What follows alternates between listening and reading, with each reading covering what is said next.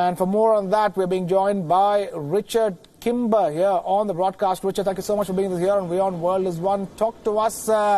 China's retaliatory move does not exactly come as a surprise.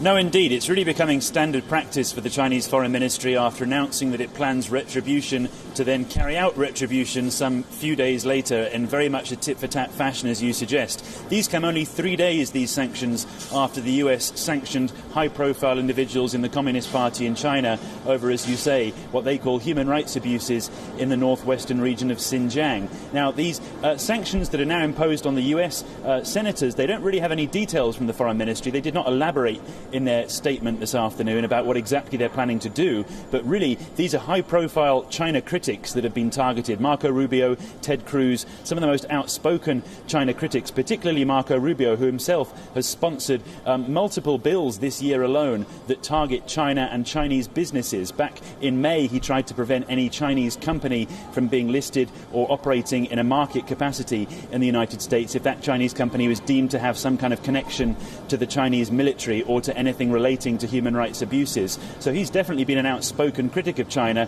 which is probably why he's been singled out by China for this new round of sanctions. Right, and this is not going to end here, is it? So China must also be preparing for another retaliatory move from the US as well.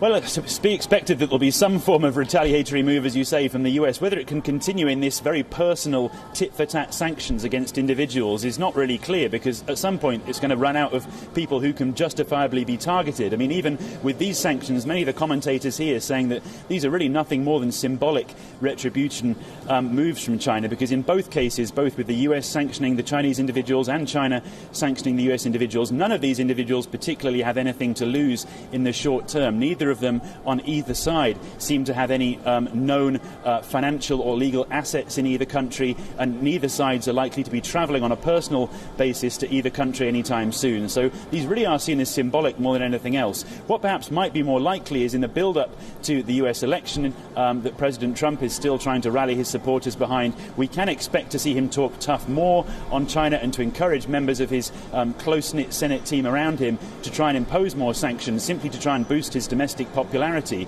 So there's likely to be an effort in the midst of an environment now where the trade war is kind of off the table, and previous hesitations by the Trump administration to impose sanctions like this because of concerns how it might affect the trade war are no longer really concerns, as all of those trade talks seem like a distant memory after the first 6 months of this year. So we can expect probably some form of economic attack from the US, but probably not, I would imagine, more specific individual sanctions against Communist Party members.